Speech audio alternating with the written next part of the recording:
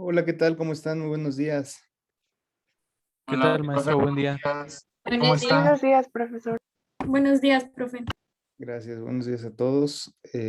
Vamos a iniciar nuestra sesión del día de hoy. Previo a ello, pues bueno, ya saben, tema de participaciones. ¿Quién gustaría tomar una participación de manera voluntaria respecto de lo que se abordó en la sesión anterior? André, ¿lo escucho? Sí, profe, el día de ayer continuamos dándole la carpeta en, del caso que que está llevando. Nos comentó sobre la etapa intermedia, sobre que en esta etapa pues se va a tener una fase escrita, una fase oral. En la fase escrita hay varios capítulos que dice el código que tiene que llevar una fase escrita. Por ejemplo, la descripción de los hechos, las pruebas que se van a desarrollar y, y ya, esa es una de las cosas que vimos. Bien, correcto. Gracias, André. Ariela, buen día, adelante. Buenos días, profesor. Bueno, nos seguimos con la etapa inicial y ahora nos explicó lo de la fase complementaria, que iniciaba con una investigación complementaria y podía dividirse en dos, que eran los delitos que no excedían a los 2 años de prisión y aquí duraba 2 meses. Eran los delitos que no tenían una pena privativa y nos dio el ejemplo de las amenazas. Y también la investigación complementaria que duraba 6 meses y el delito excedía los 2 años de prisión. Y nos dio el ejemplo de homicidio, violación y fraude. Y el cierre de la investigación era de acuerdo con el artículo 211 del código, ¿recuerda? Ujú. Y pasaba con el fiscal que contaba con 15 días para solicitar el sobreseimiento, que era cuando no se tenían, bueno, que no se tenían elementos para continuar con el proceso, se podía solicitar la suspensión del proceso o formular una acusación. Ok, correcto, Ariela, gracias. Jackie, ¿cómo está? Buenos días. Buenos días, profe. Bueno, continuamos con eso bueno, nos hablaba del limbo jurídico, que es lo que comentaba mi compañera. Nos decía lo del sobreseimiento, que era cuando el MP no contaba con elementos necesarios. Nos dio algunos casos de sobreseimiento. Por ejemplo, nos decía que la muerte del imputado es una causa de sobreseimiento. Después nos decía sobre la acusación en la fase escrita, la fase oral, y nos explicó con un escrito de acusación del caso que ya habíamos visto, creo que era el de Francisco, y nos dio más ejemplos. Ok, muchas gracias, Jackie. Santiago, adelante. Sí, maestro, buenos días, gracias. Para hablar un poquito yo acerca de la etapa intermedia, que fue la que yo creo que nos llevó un poquito más de la clase pasada, pues es más que nada sobre la fase escrita, ¿no? Porque fue lo que más nos presentó con el inicio de la acusación hecha por el Ministerio Público, en donde pues nos señaló con detalle los elementos que integran la fase escrita, que pues era el número de carpeta, la unidad de gestión, el año, el delito, quién suscribe ese delito, una síntesis de los hechos, la clasificación jurídica de la misma, modalidades, tipos de autoría y algunos otros preceptos legales aplicables a este caso, además de los medios, ya sean testimoniales o periciales, la pena que solicita el Ministerio Público y aquí precisando que habló un poquito sobre eh, el procedimiento abreviado como una forma de terminar el litigio, el conflicto, antes de llegar a la etapa de juicio, y en el cual, en caso de optar por un procedimiento abreviado, pues se deben cumplir antes que nada algunos requisitos fijados por la ley, que es que el Ministerio Público la presente, que tenga solvencia para pagar la reparación del daño y sobre todo, pues para que se le aplique, en este caso, el acusado acepta acepta su culpa y con ello puede reducir casi a un tercio su penalidad en caso de optar por un procedimiento abreviado. Ok, correcto. Gracias, Santiago. Yair, ¿lo escucho?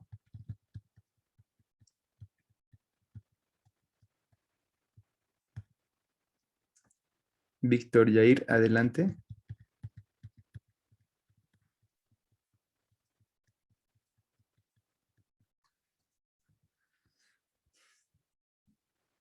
Mm, Creo que se le quedó entonces la mano levantada, ¿no? Bueno, vamos a continuar.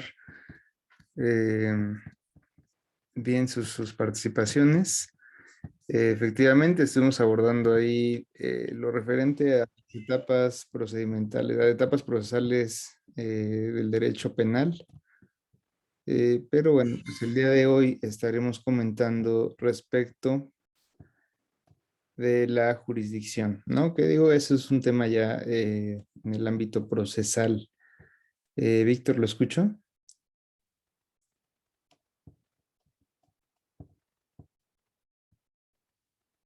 Si puede ayudarnos ahí activando su micrófono, por favor.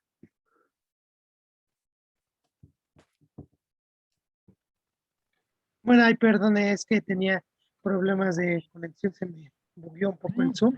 No, nada más iba a comentar de lo, como mis compañeros igual pusieron en sus ponencias, que en la fase complementaria teníamos una parte importante que era el cierre de la investigación y que el fiscal contaba con 15 días hábiles para solicitar esta.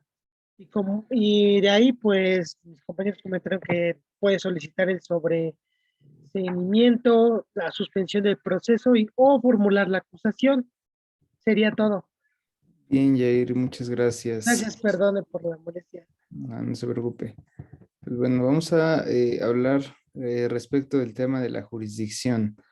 Posiblemente ustedes ya hayan escuchado hablar sobre este término, eh, pero pues bueno, no sé, alguien que quiera manifestar qué entiende por el término de jurisdicción, si ya lo han escuchado o con qué lo podríamos relacionar.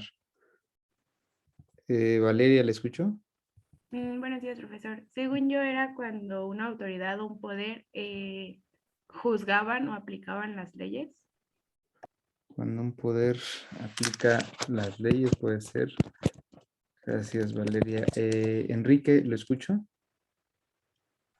Sí, buenos días. También podría ser cuando este poder tiene también una facultad de en qué ámbito se tiene que ejercer y en el territorio. Ok. También es parte de ello. Gracias. Avi Peña, ¿le escucho? Buenos días, bueno, creo que tiene más que ver como esa jurisdicción, como ese poder que tiene en determinado territorio, o sea, hasta dónde sí y hasta dónde no. Ok, era un ámbito donde se puede ejercer cierto poder, ¿no? Gracias. Vanessa, ¿cómo está? Buen día.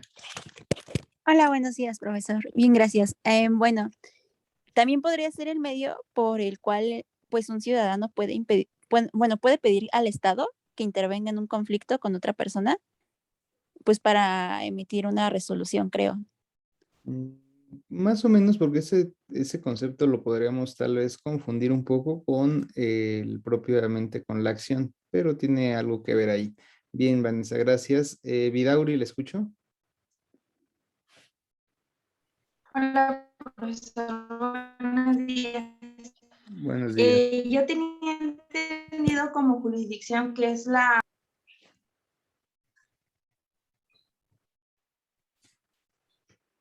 Profe, ¿sí me escucha? Se le está cortando un poco su... ¿Ya me escucha o Ya, todavía se corta? a ver, ahí la escucho. Bueno, yo tenía entendido como jurisdicción que es la facultad que tiene una determinada autoridad de aplicar las leyes y también es como una limitación para aplicar la ley, pero en un determinado territorio. Ok, correcto. Efectivamente, es un tipo de limitación. Gracias. Karen, ¿cómo está? Buen día. Buenos días, profesor. Por lo que yo entiendo por jurisdicción, bueno, lo relaciono con algún poder o potestad que tiene una autoridad institucional, podría ser, de resolver algún conflicto entre partes. Ok, va parte de ello. Gracias. Irlanda, ¿cómo está? Buenos días. Buenos días, profe. Pues yo pienso que también las jurisdicciones tienen como la función y el poder para resolver los conflictos que lleguen a un juicio, pero siempre y cuando estén dentro de sus límites, ¿no? Ok, dentro de un límite, correcto. Gracias, Irlanda. Daniela, ¿cómo está? Buen día. Hola, buenos días. Bueno, pues yo tenía lo mismo que mis compañeros, pero solamente para complementar un poco, recuerdo que esta facultad que se les brindaba, la recibían por parte del Estado. Ok, es una facultad que parte o que precisamente se basa a partir del Estado, del imperium de la ley. Bien, Daniela, gracias. Jonathan. Sí, profesor, nada más comentar que, bueno, por lo que tengo entendido, la jurisdicción es como la forma de solucionar litigios y algo tenía entendido que la jurisdicción es única, no se clasifica ni se divide. Lo que se clasifica es la competencia en jueces civiles, familiares, laborales, etcétera. Correcto. Muy bien, Jonathan, gracias. Y en efecto, en este apartado estaremos comentando referente a este tema de la jurisdicción, ¿no? Esta palabra, bueno, pues si vamos a la raíz, proviene del latín jurisdictio y básicamente significa decir el derecho, ¿no? O indicar el derecho. Es un sentido etimológico que prácticamente, pues, a ciencia cierta de esta definición, no es tan específico, ya que puede incluso redundar en otros temas, ¿no? Por ejemplo, ¿quién más dice el derecho? Pues los legisladores tienen que ver con las leyes, ¿no? Al momento de expedirlas, y no por eso podríamos hablar de una jurisdicción propiamente dicha, ¿no? Entonces, queda un poco ahí pues no tan clara la definición, ¿no? O sea, hay que retomar otros aspectos para poder tener un concepto como tal de la jurisdicción.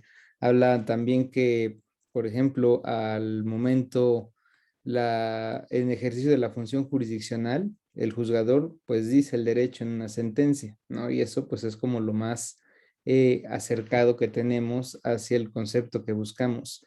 La gente de la administración pública dice el derecho en la ley y en sus actos administrativos respectivamente. Pues bueno, tenemos aquí que en el derecho romano no rigió un principio de la división de poderes. Ustedes sabrán que esto es pues ya más actual, ¿no? Que el poder para su ejercicio se divide en 3 órganos. Mientras tanto, pues en aquella sociedad, pues esto no era así. La jurisdicción entre los romanos era una función de los magistrados. En sus funciones se distinguían diversas potestades, ¿no? A través de ellas, pues era como ellos ejercían sus funciones. La primera de ellas era el imperium, la jurisdictio y el imperium mixtum, ¿no?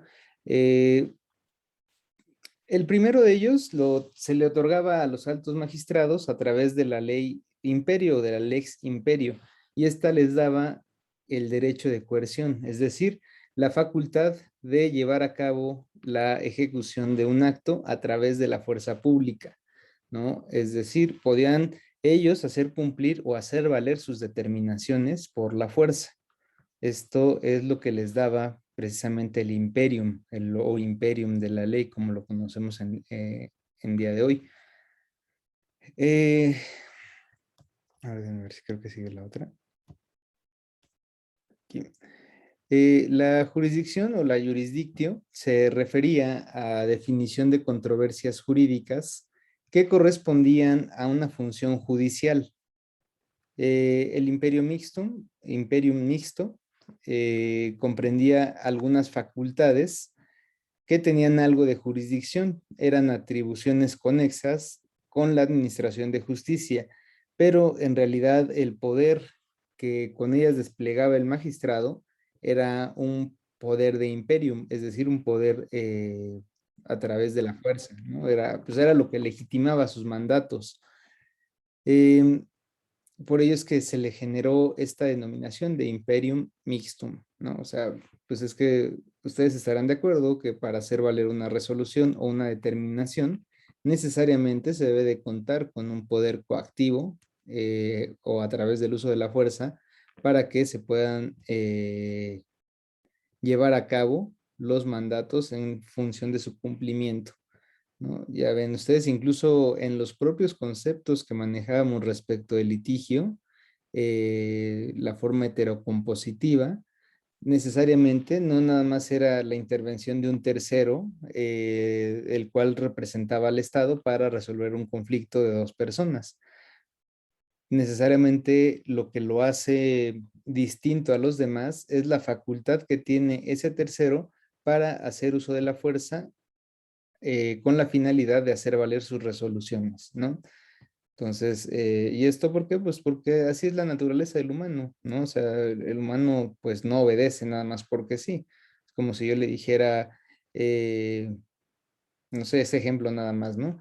Yo le dijera, Jonathan me manda 50 ensayos para fin de mes. Si no lo hace, pues no va a pasar nada. Pues obviamente es muy probable que no los mande. Pero si yo le digo, Jonathan, mande los 50 ensayos, o de lo contrario lo voy a reprobar en el semestre, pues bueno, ahí hay una coacción, ¿no? Hay una fuerza impositiva.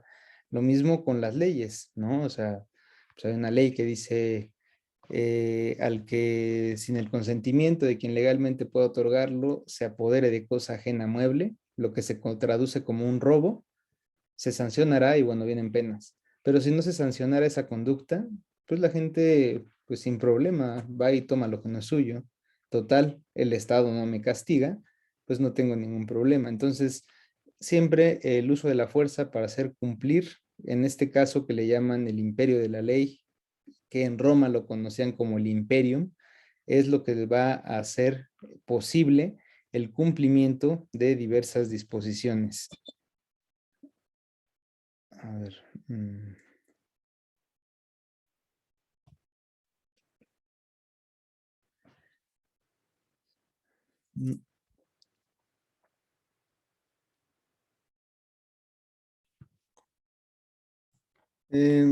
Bueno, dice...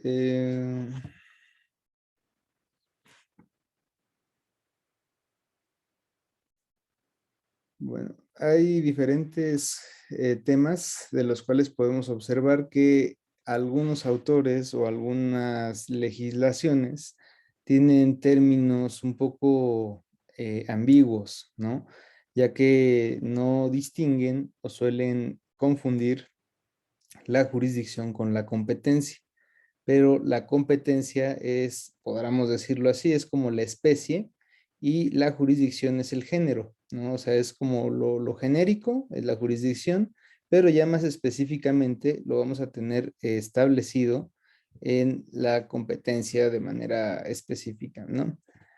Entonces, hablamos de que conforme lo señala Eduardo J. Couture, advierte que en el derecho, al menos en Latinoamérica, la jurisdicción va a tener diferentes vocablos y al menos 4 concepciones diferentes, ¿no? Hablamos de una jurisdicción como ámbito territorial. Ustedes deben de conocer o sabrán que para que un juez tenga cierto tema o cierto margen de jurisdicción, debe de poder actuar en un cierto margen territorial, ¿no? No solo en la práctica forense se incurre en este error que les decía, ¿no? Del ámbito territorial. Esto es dentro del cual es una área geográfica dentro de la cual puede ejercer una función o puede ejercer su poder, en este caso sería un juez, ¿no? Entonces, por ejemplo, nos señalan el artículo 156, fracción quinta del Código de Procedimientos Civiles del Distrito Federal, dispone que en los juicios sucesorios es competente el juez en cuya jurisdicción haya tenido su último domicilio el autor de la herencia, ¿no? Entonces, vamos a ver cómo es el tema jurisdiccional. Para efecto, lo que ustedes tienen en pantalla es el mapa de del país, de la República Mexicana, cómo lo dividió el Consejo de la Judicatura Federal, ¿no? ¿Alguien de ustedes sabe qué es el Consejo de la Judicatura? El Consejo de la Judicatura, que digo de manera, manera de burla, le llaman el Consejo de la Caricatura, ¿no? Pero bueno, es Consejo de la Judicatura. Reyes Bernacho, ¿la escucho? Me parece que es un órgano que tiene como función revisar el trabajo de los jueces. Sí, es parte de ello.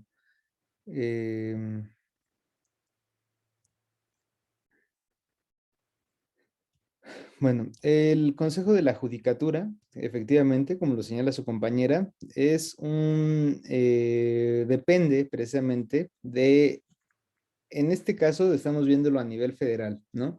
Que es el Consejo de la Judicatura Federal.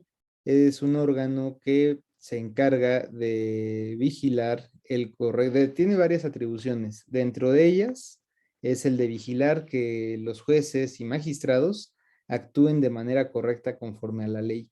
En caso de que se salgan de ese margen, pues bueno, el Consejo a través de pues de sus diversos órganos se encargará de investigar y de sancionar la conducta en la que hubiera incurrido el servidor público. También dentro de sus facultades. Profesor. ¿Sí? ¿Sí le escucho? Es que se le está trabando y verdad no se le entiende. A ver, si en un momento no se salgan, voy a cambiar de red. Espérenme.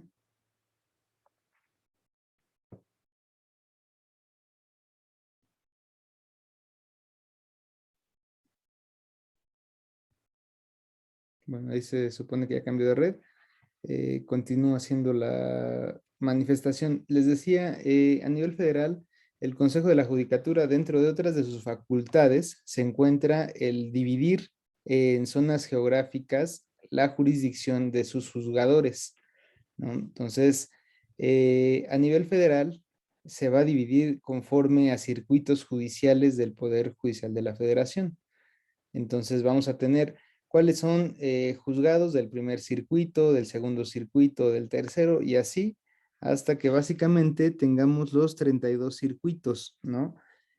Por ejemplo, el segundo circuito pertenece o corresponde al Estado de México, el tercer circuito al Estado de Jalisco, el cuarto circuito al Estado de Nuevo León y así sucesivamente hasta llegar al circuito 32, que es el Estado de Colima, ¿no? Entonces, y esto opera para todas las materias a nivel federal, ¿no? A nivel federal, tanto jueces civiles, jueces penales, jueces de amparo, van a pertenecer a estos circuitos, ¿no? Entonces, tenemos un ámbito territorial. A nivel local, también se da esta división. Solamente que en la Ciudad de México no la tenemos tan, no se organizan en Ciudad de México los juzgados por territorio. O sea, simplemente son juzgados y los vamos a tener pues todos concentrados, todos los juzgados civiles están concentrados en Niños Héroes. Los juzgados familiares se encuentran en Avenida Juárez y así respectivamente, ¿no? O sea, todos los juzgados están en el mismo edificio, una cuestión que considero pues es conveniente. Posteriormente, pues bueno, hay otros juzgados en otras áreas, pero pues no atienden a un criterio de territorio. En materia penal, pues bueno, los juzgados están repartidos conforme a dónde se encuentren detenidas las personas. En este caso, para juzgados penales tenemos en cada reclusorio, tenemos diversos, bueno, son salas de oralidad y son unidades de gestión, ¿no? Lo que ya les había comentado en clases anteriores, que se van dividiendo y se tienen los juzgados de doctor Lavista, ¿no? Bueno, de doctor Lisiaga, que están ahí al lado del búnker, pero no obedecen a a un criterio territorial, sino obedecen a otras circunstancias. Santiago, ¿lo escucho? Sí, maestro. Yo tengo una pregunta. En el caso de realizar alguna denuncia, también se requiere que el Ministerio Público sea del ámbito territorial donde se cometió el hecho, o se puede acudir a cualquier sede. Muy interesante su pregunta. Digo, ahorita les estaba comentando respecto de los jueces, ¿no? Pero bien, la pregunta de su compañero Santiago va en el sentido de la autoridad ministerial. Autoridad, saben ustedes que el Ministerio Público depende del Poder Ejecutivo, no es una autoridad administrativa, aunque tenga facultades de investigar delitos. En la pregunta específica, les doy el marco legal y posteriormente el marco fáctico de lo que ocurre en la realidad. Lo que nos dice la ley es que cualquier ministerio público tiene la obligación de recibir una denuncia, ¿no? Así usted viva en Iztacalco, podría presentar su denuncia en el búnker, en una fiscalía, por ejemplo, de Iztapalapa, de Miguel Hidalgo, en cualquier fiscalía, le tendrían que recibir su denuncia, porque así lo marca la propia ley orgánica, la Constitución, el Código Nacional, ¿no? El Ministerio Público tiene la obligación de investigar y perseguir delitos. En ese sentido, si el Ministerio Público dice, pues es que yo no soy competente, pues simplemente estás faltando a tu deber constitucional de investigar un delito. Legalmente, ¿qué es lo que tendría que pasar? Bueno, suponga usted que que vive en la alcaldía de Iztacalco y anda en la alcaldía de Miguel Hidalgo. Dice, ay, bueno, pues vengo y denuncio aquí, ¿no? En Miguel Hidalgo, aunque los hechos hayan ocurrido en otra demarcación. El Ministerio Público tiene la obligación de recibir la denuncia, practicar diligencias básicas y posteriormente remitir por incompetencia a la alcaldía correspondiente, ¿no? Porque dice, bueno, yo ya atendí lo más importante, que hice diligencias básicas, evité que se pudiera llegar a perder un indicio y la remití por competencia a donde le toca. Legalmente eso es lo que tendría que hacerse. ¿Qué es lo que pasa en la realidad? Usted llega ante otro ministerio público, no le admite la denuncia, le dice, no, aquí yo no le puedo iniciar porque los hechos son de otro lado. Váyase a denunciar a donde le toca. Entonces, esto en ciertos casos puede generar pues una revictimización y una vulneración a derechos. Imaginemos que en un momento dado requería que se hiciera una valoración de manera inmediata de la víctima y no se le hizo, pues de ahí ya hay una responsabilidad por parte del servidor público, ¿no? Pero muchas veces lo idóneo es que se pueda ir a denunciar a donde le toca, ¿no? Por cuestiones prácticas, por cuestiones de cómo se manejan este tipo de temas, ¿no? Pero de que se puede, se debe de poder, y si no, pues bueno, pues ya se tendrían que agotar ahí algunos medios como quejas o denuncias por negación de servicio público. Pero ese es el tema, ¿no? Únicamente para la investigación de delitos, pues se puede presentar una denuncia en donde sea, pero bueno, pues es importante tener en consideración que conforme al ámbito territorial, cada ministerio público ejerce su competencia en ciertos territorios, pues en el margen territorial que le corresponde.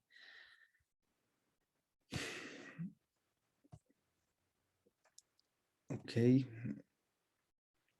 Bueno, tenemos también la jurisdicción como un sinónimo de competencia. Este significado, pues bueno, también llega a tener ciertas confusiones, ¿no? La expresión de jurisdicción es una naturaleza de la función propia del juzgador. Sin embargo, la competencia es un concepto que le aplica a todos los órganos del Estado. Es esto a lo que iba. O sea, hace un momento hablamos, la jurisdicción únicamente aplica a los juzgadores, ¿no? Es una función jurisdiccional del ámbito jurisdiccional. Sin embargo, la competencia pues ya aplica a cualquier órgano del Estado que tenga que realizar algún acto, ¿no? Entonces, la competencia la vamos a ver dividida en diferentes ámbitos, ¿no? Para poderla aplicar. Es donde vamos a observar que la competencia se puede dar por grado, cuantía, turno, etc., ¿no? Son diferentes. Incluso, bueno, pues las propias leyes nos van a ir estableciendo cómo se va a clasificar la competencia. Tenemos un ejemplo de un artículo que es el 149 del Código de Procedimientos Civiles, el cual establece o establecía en su parte inicial, la jurisdicción por razón de territorio es la única que se puede prorrogar. En realidad, el legislador se refería a la competencia con razón del territorio para permitir una prórroga, es decir, que se pudiera hacer una modificación por acuerdo de las partes o por la sumisión del demandado, en donde, pues bueno, cada parte puede acordar a qué tribunales les van a dar competencia para que conozcan de su asunto. Posteriormente, el 24 de mayo del 96, se cambió este artículo para referirse únicamente a la competencia en razón del territorio.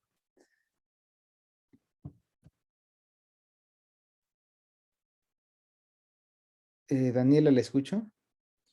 Solo para confirmar, dijo artículo 149, ¿verdad? Sí, de hecho, bueno, ese artículo fue reformado y tendrían que verlo antes de esta reforma del 96 para encontrarlo así. Posteriormente, del 24 de mayo del 96, fue modificado este artículo porque generaba ciertas confusiones, ¿no? Entonces, Ok, muchas gracias. a ver qué usted. Espérame un momento.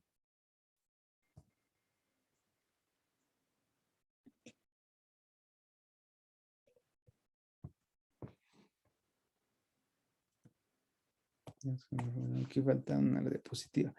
Pero bueno, también tenemos como un conjunto de órganos jurisdiccionales pertenecientes a un mismo sistema, ¿no? En este sentido se suele aludir a la jurisdicción o justicia federal o también como justicia estatal.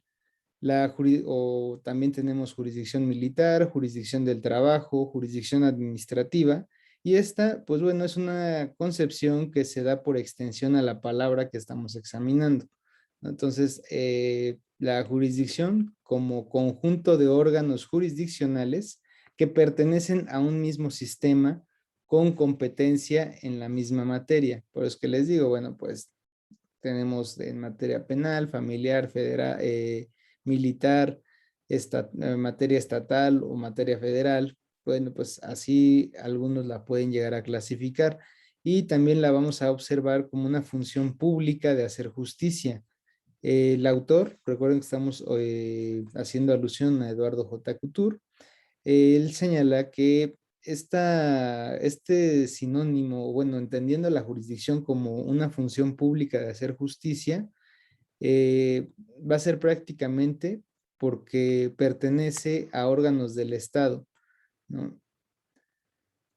Alcalá Zamora señalaba que en la actualidad debemos partir de la existencia del Estado para explicar la causa de la jurisdicción, prohibida como regla por la autodefensa por gravísimos peligros que para la paz y el orden público implica y no cabe imponer de manera coactiva a los contendientes el uso de la autocomposición, so pena de desnaturalizarla, ¿no? Y rebasar límites que le son propios. Entonces aquí el Estado va a asumir la misión de impartir justicia mediante un tercero imparcial, o sea, el juzgador, lo que hemos venido comentando, ¿no? Es una función pública porque le corresponde al Estado tomar, pues ahora sí que esta función de impartirle justicia a las partes que lo soliciten. Entonces, pues bueno, es así como lo vamos a ver.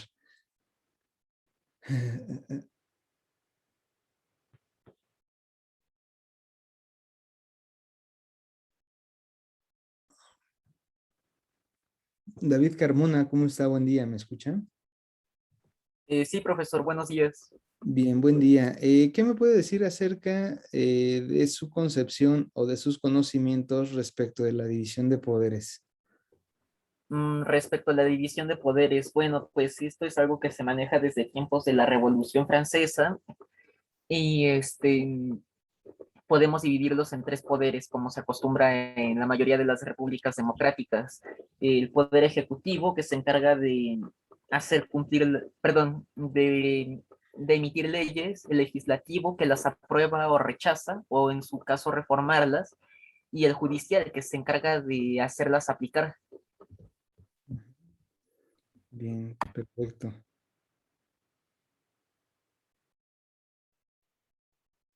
Gracias. Una disculpa. Efectivamente, bueno, pues el tema de la división de poderes efectivamente reside en esta, pues en un equilibrio de poderes, ¿no? Una balanza donde pues el poder para su ejercicio se divide en estos tres ámbitos principalmente, que es la concepción clásica, ¿no? El poder ejecutivo, el poder legislativo y el poder judicial. Para efecto de profundizar en estos temas, se pueden consultar a Montesquieu, el cual, pues bueno, tiene pues grandes obras. Digo, no es el único, también tendríamos pues, a Aristóteles, a Jean Bodin, a Locke, pero Montesquieu pues se considera como el más sencillo de comprender, ¿no? Que ha tratado de transmitir lo que creía él en su experiencia de respecto de cómo se da esta necesidad de luchar contra un exceso de la monarquía absoluta en Francia y que sus ideas sirvieron para poder generar esta división de poderes, ¿no? Mm. Un momentito.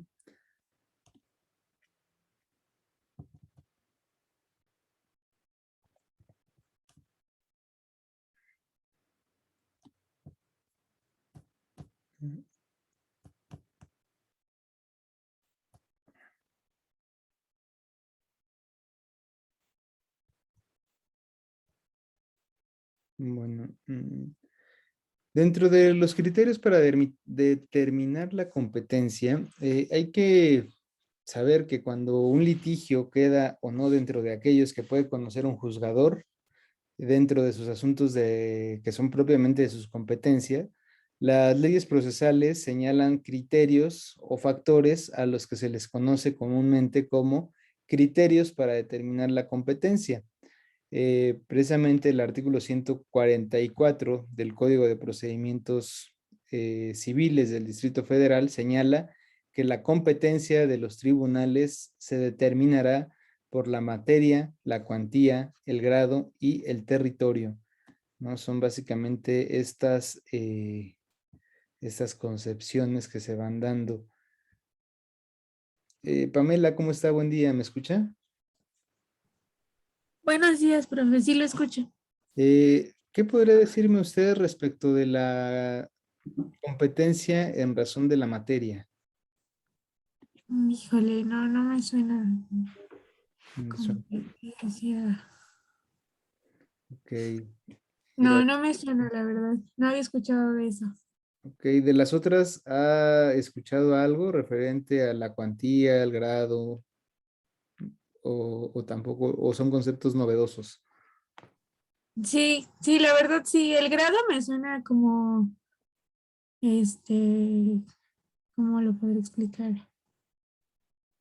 Como a la hora de poner una sanción para ver de qué grado es, pero no sé si se refiere a eso. No va por ahí, pero ahorita lo checamos. Gracias, Pamela. Tengo aquí algunas manos levantadas. A ver, Jacqueline Sánchez, adelante.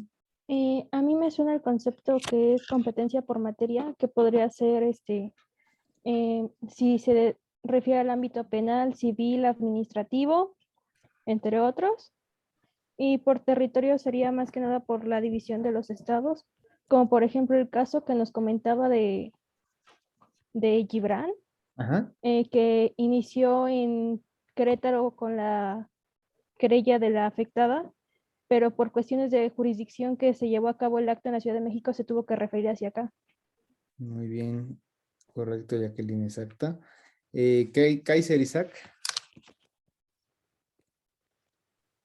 Sí, bueno, de hecho iba a decir exactamente lo mismo que dijo mi compañera en cuanto a la competencia de materia, pues es precisamente eso. Si nosotros queremos denunciar un delito, pues no vamos a ir con una autoridad jurisdiccional de lo civil.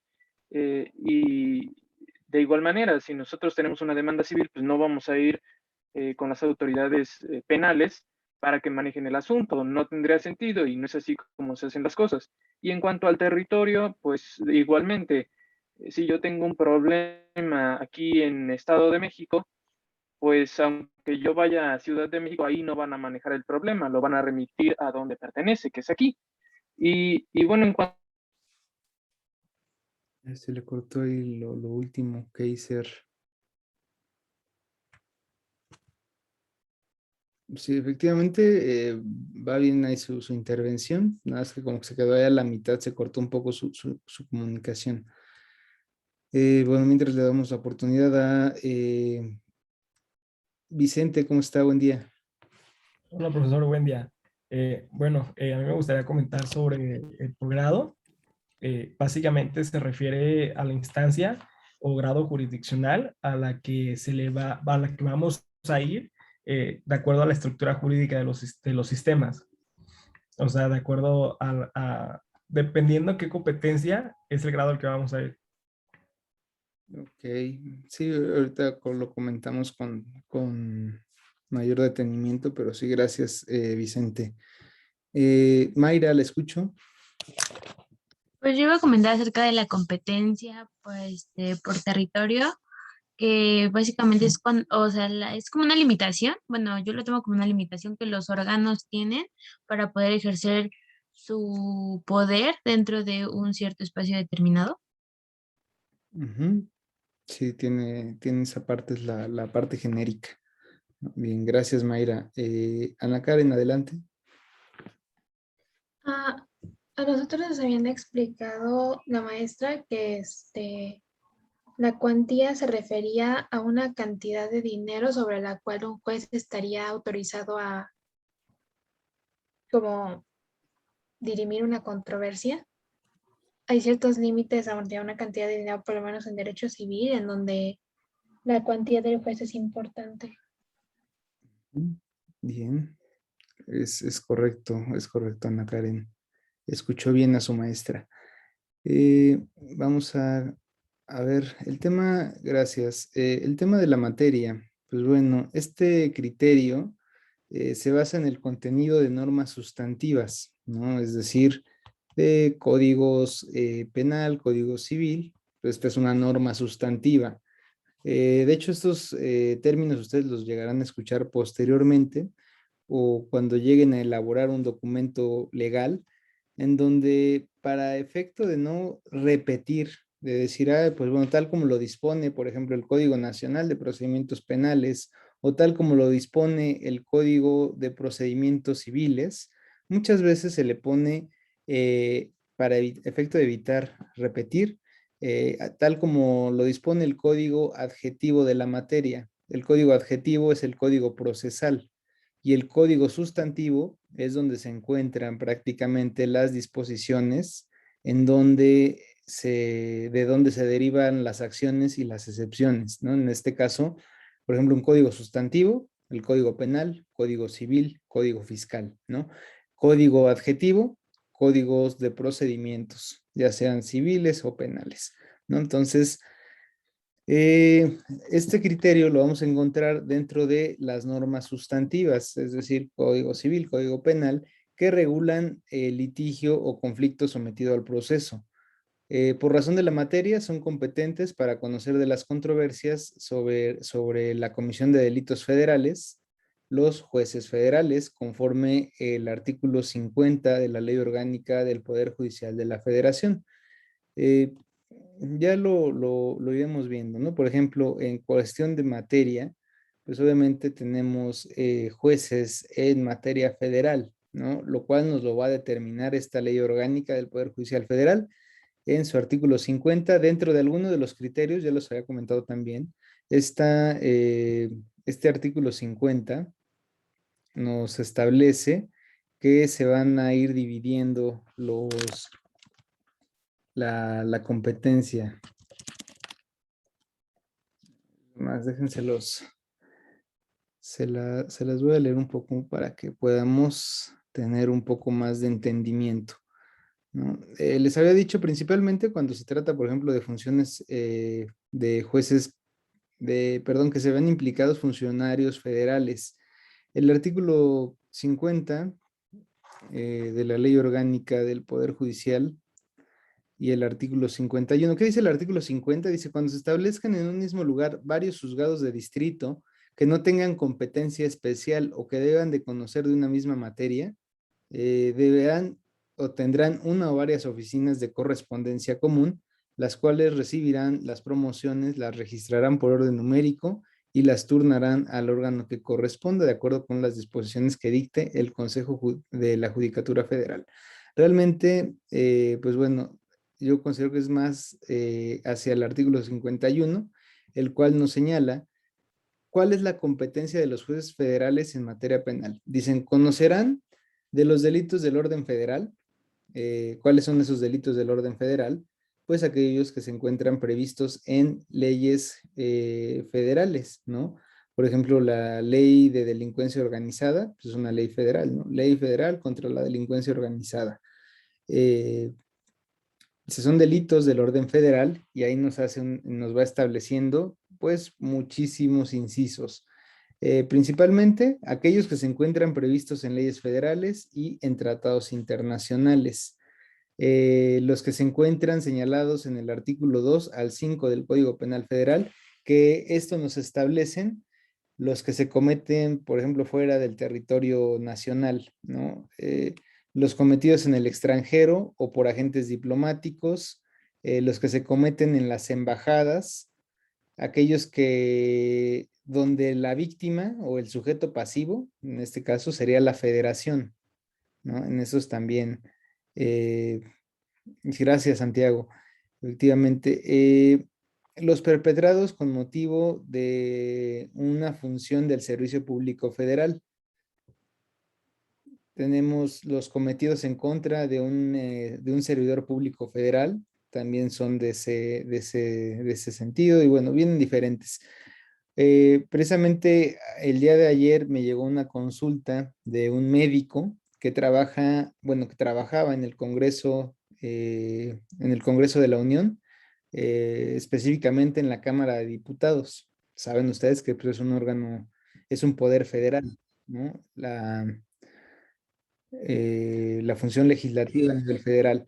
El médico trabaja en pues dando servicios, ¿no? Consultas de que, ay, que le duele la panza a la de mantenimiento.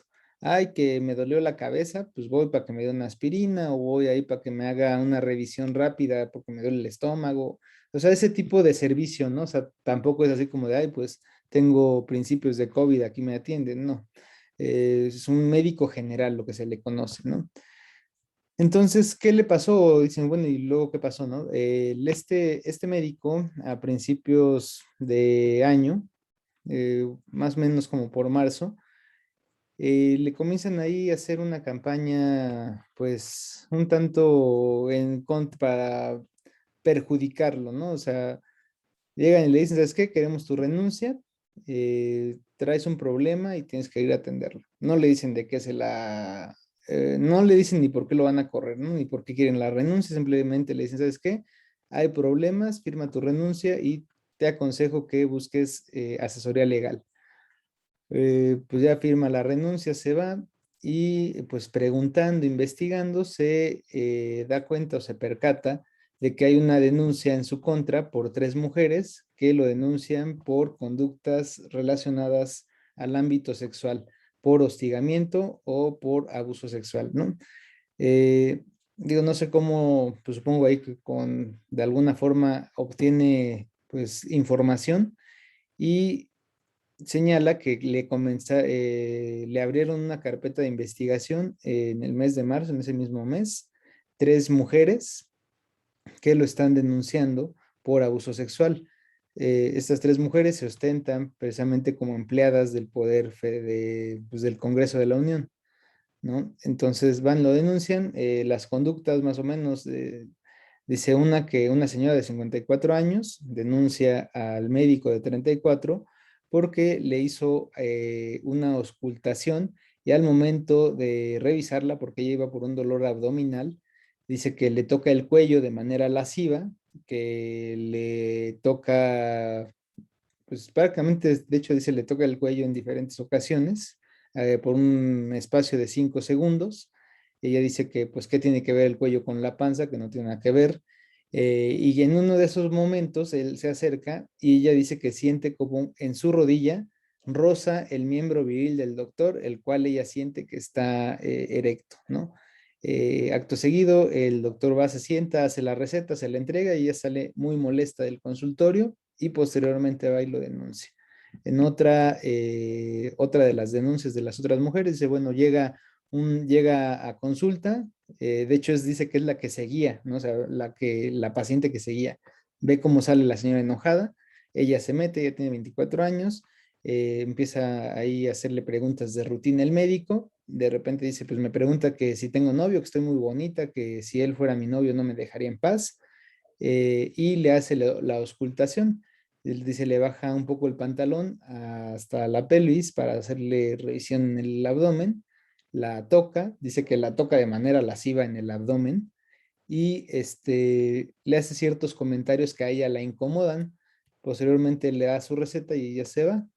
Y la última, digo, podría presentar un problema para él, sí, porque dice que ella sufrió de abuso sexual a sus 15 años, que actualmente cuenta con 21, y que ella se sintió incómoda cuando el doctor le empezó a preguntar de su último periodo de menstruación, de que si era sexualmente activa, ella le dijo que no, que él según le había dicho que pues estaba muy bonita, que pues de veras para que estuviera muy activa. Posteriormente le hace la receta, le baja un poco el pantalón porque también traía dolor abdominal, le revisa la parte del abdomen, dice que le llega a tocar parte de la pelvis, pero no es, ojo, porque no dice nunca que le toca su parte íntima, simplemente dice, me toca la parte de la pelvis, posteriormente me ayuda a subirme el pantalón sin mi consentimiento, me da mi receta y me voy. Esta denuncia la inician en la Ciudad de México, pero pues obviamente por razón de competencia, la Fiscalía de la Ciudad de México, la Fiscalía de Delitos Sexuales, remite las constancias a la Fiscalía General de la República. ¿Por qué? Porque se trata de funcionarios federales que pertenecen al Congreso de la Unión. Entonces, se podría entender que la víctima o las víctimas son funcionarias del orden federal. Entonces, ahí tenemos el ejemplo de, pues, cómo en razón de la materia se declina competencia, ¿no? Entonces, básicamente digo, eso nada más era a modo de ejemplo. Ya posteriormente, si se puede, o sea, hay la oportunidad, comentaré referente a qué se puede hacer en este tipo de asuntos, ¿no? Ustedes ven en pantalla, la parte de arriba son juzgados federales, un juzgado en materia penal, también estos están en los reclusorios, se les llama centros de justicia federal, ¿no? Centros de justicia penal federal. El juzgado es así, de hecho la madera es de ese mismo color. Y los de abajo, pues bueno, son los salas de juicios orales en materia local, son los del fuero común. ¿Hay diferencia? Pues sí, pues la madera es más oscura, pero prácticamente es muy similar. De hecho, hay algunas salas a nivel federal que son un poco más grandes que las locales, ¿no? Entonces, obviamente los delitos del fuero común son conocidos por jueces del orden estatal, ¿no? El homicidio, el robo, la administración fraudulenta, el daño, daño en propiedad, los daños a la propiedad también son del orden estatal o del fuero común. Violación, aborto, bueno, aborto ya ahorita traemos ahí un tema ahí con la Suprema Corte, pero bueno, la mayoría de los delitos tienen que ventilarse por el fuero común, a excepción que se trate, por ejemplo, de evasión de impuestos, la cual pues es una materia del orden federal, delincuencia organizada, también es del ámbito federal, operaciones con recursos de procedencia ilícita, hay del fuero común, pero por lo regular siempre se va al orden federal, ¿no? Entonces, y de ahí pues ya ustedes en sus materias de penal estarán viendo dónde se encuentran las leyes o cuál es la diferencia entre una ley federal que contenga delitos y cuándo se va a aplicar el principio de especialidad, ¿no? Los jueces del orden familiar obviamente conocerán solamente de controversias relacionadas con esta materia, ¿no? Pues materia familiar. Que por cierto siempre están muy llenos estos juzgados los juzgados familiares siempre están, de hecho lo que es Avenida Juárez está súper lleno para entrar al edificio. Los jueces civiles conocerán de los asuntos relacionados a controversias que se susciten entre particulares respecto a derechos reales y personales, ¿no? Cuestiones económicas, cuestiones de, ¿cómo se llama? Títulos de propiedad, que lo inscriban al registro civil con un nombre, etc., ¿no? Pues esto es en Ciudad de México, pues ahí como ven en pantalla, no sé si ustedes lo conozcan, pues esta es la Avenida de Niños Héroes, el tribunal está aquí de este lado, donde está la bandera, y el otro edificio grandote, digo, no los conozco, pero me parece que hasta arriba son salas en materia civil, ¿no? Lo que vendría siendo segunda instancia. También son como nuevos, no tienen mucho tiempo, no tendrán más de 5 años este edificio grandote de al lado. En razón de la cuantía, como efectivamente lo comentaba una de sus compañeras, la cuantía es un criterio de valor, es un criterio en donde se toma en cuenta el valor del litigio, la cantidad en la que se pueda estimar este.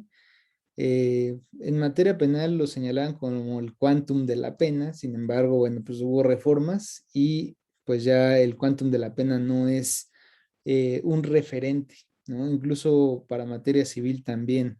Antes hubo una reforma, no recuerdo de qué año fue, en materia civil, donde antes se contemplaban a los juzgados de paz civil y los juzgados de primera instancia.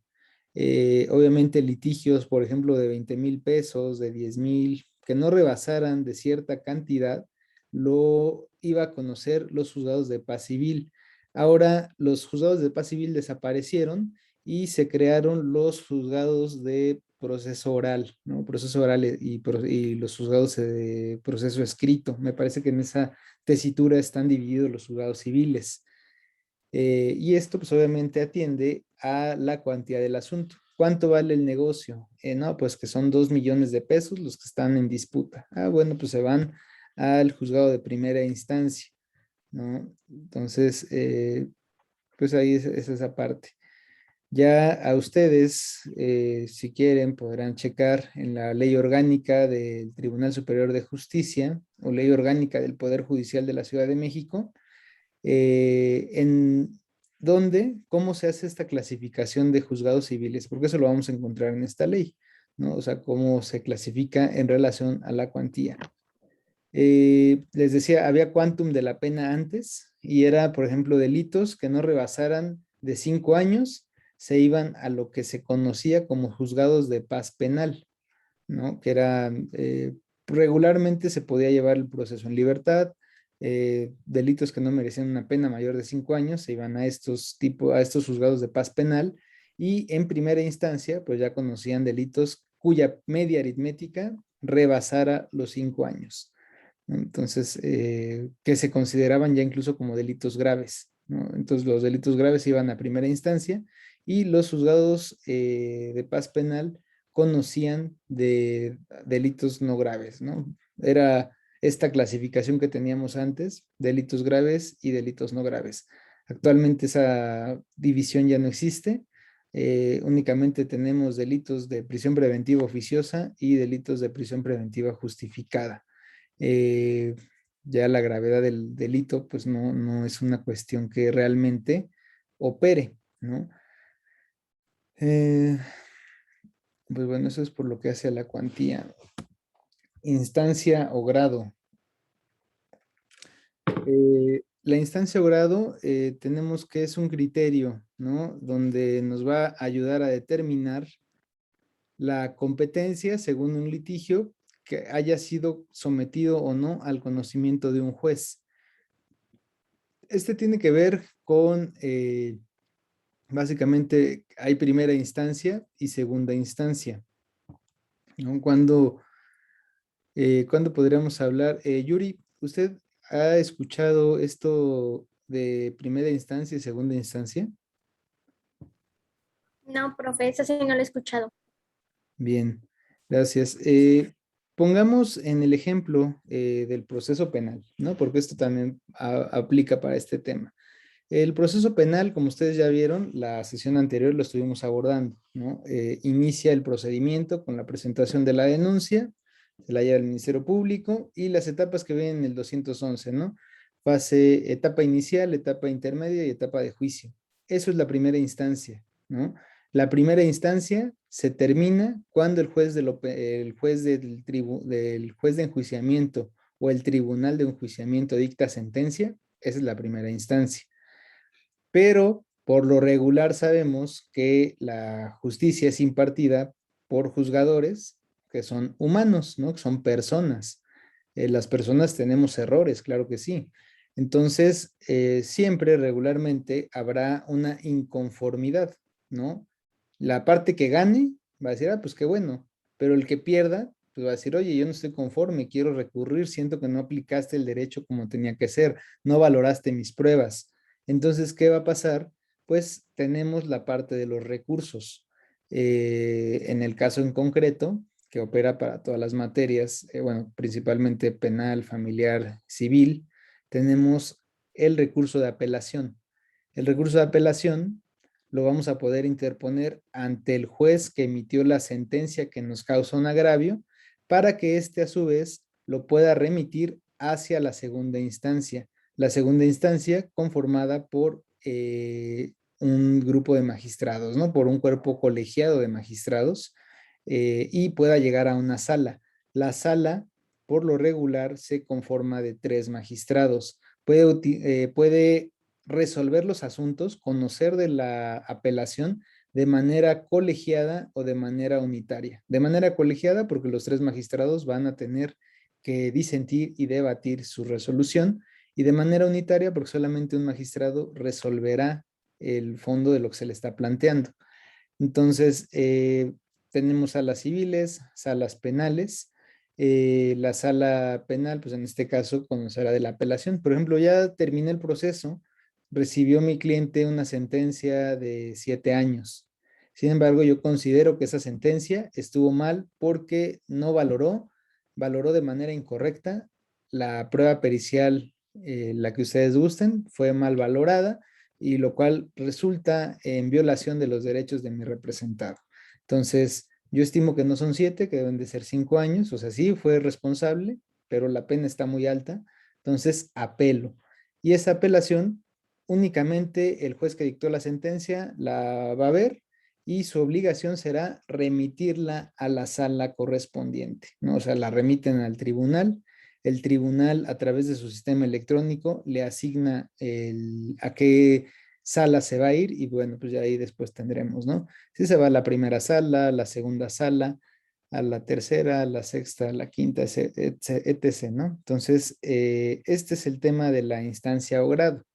Es cuando recurrimos la primera instancia y llegamos a la segunda, que de hecho también les dicen tribunales de alzada, ¿no? Las salas o tribunales de alzada.